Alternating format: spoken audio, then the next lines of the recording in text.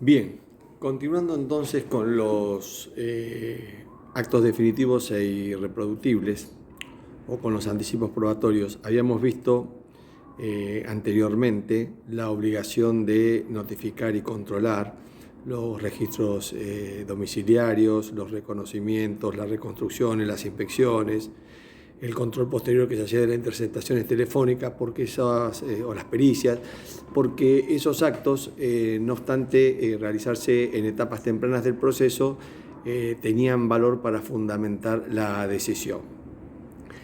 Ahora, lo que tenemos que ver, que es muy importante, porque es donde el proceso mixto recobra toda su potencia y aniquila realmente la defensa en juicio, es lo que ocurre con el tratamiento de la prueba testimonial.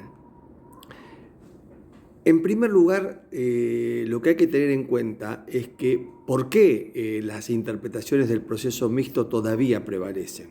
Aún hoy todavía se dictan sentencias en juicios orales tomando como referencia las declaraciones testimoniales prestadas en la investigación penal preparatoria o en el proceso instructorio federal, declaraciones que no han podido ser contraexaminadas por las partes, fundamentalmente por la defensa. Y esto viene ya de antigua data. En el proceso mixto, como explicaba Alonso Martínez, que es el ministro de Justicia y el autor de la Ley de Enjuiciamiento Criminal Española en 1882, el delincuente cuando comete el delito lo estudia cauteloso las circunstancias y deja al Estado prácticamente en la misma situación que la víctima, o sea, actúa de alguna manera a traición. Entonces, él saca en los primeros momentos de la comisión del delito una ventaja y el modo en que el Estado podría equiparar a esa desventaja inicial es justamente que los primeros momentos de la investigación, lo que es la instrucción, sea secreta, no contradictoria, todo lo cual le permita ir recabando los rastros o los vestigios que deja el crimen y obviamente inaudita parte. Esto es lógico y así debe ser porque el Estado debe actuar con prontitud a través del Ministerio Público Fiscal, que no obstante su deber de objetividad debe recabar todos los elementos de convicción que permitan sostener una hipótesis acerca de la comisión del delito y eventualmente desahogarla en el juicio oral.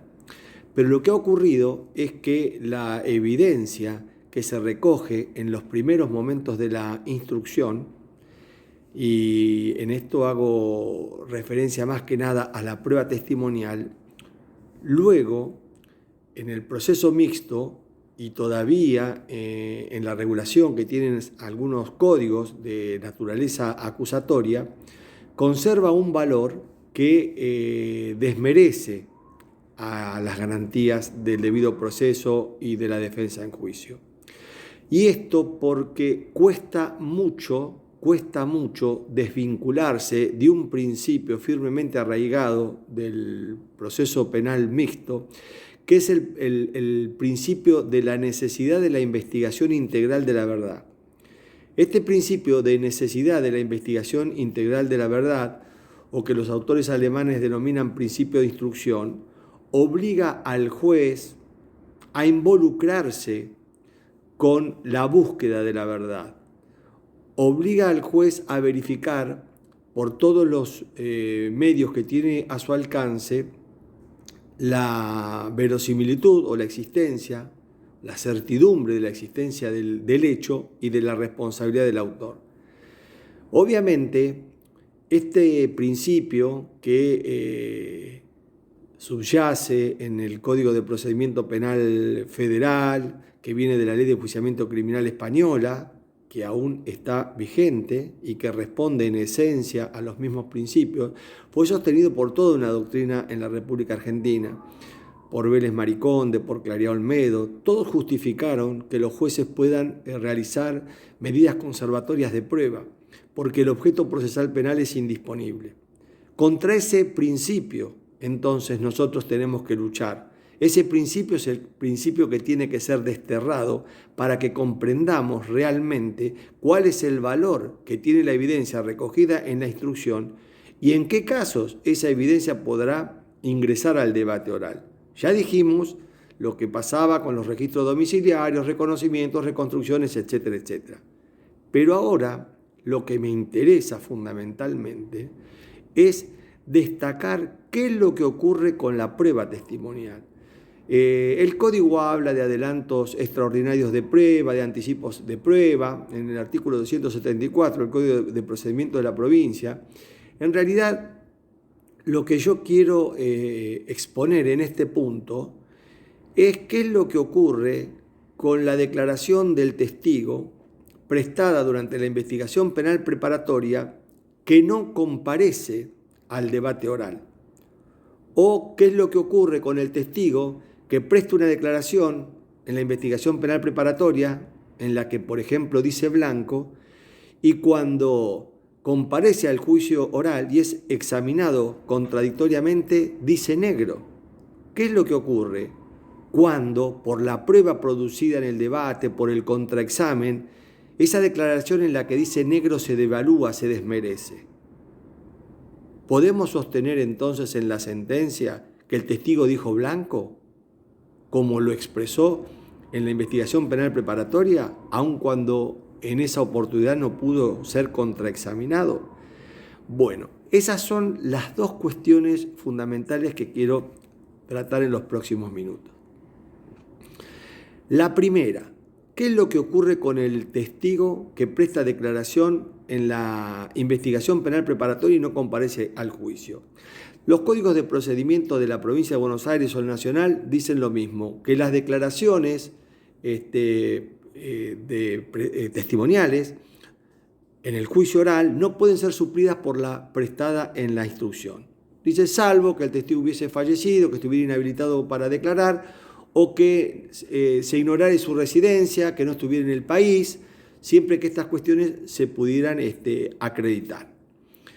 Entonces, tenemos que en la declaración, en la investigación penal preparatoria, el testigo da una versión de los hechos y que luego, al ser citado al debate, no comparece. Hay tribunales que, en función de lo normado por el artículo 391 del Código de Procedimiento de Capital Federal o el 366 del Código de la Provincia de Buenos Aires, dicen, este testigo está ausente, se ignora cuál es su paradero, el Estado ha hecho todos los esfuerzos para localizarlo, no lo ha podido localizar, entonces la declaración que prestó durante la investigación penal preparatoria o durante el sumario ingresa al debate y el tribunal puede fundar su sentencia en esa declaración. Obviamente, aquí le hemos quitado a la defensa, al imputado, la oportunidad de contraexaminar el testigo.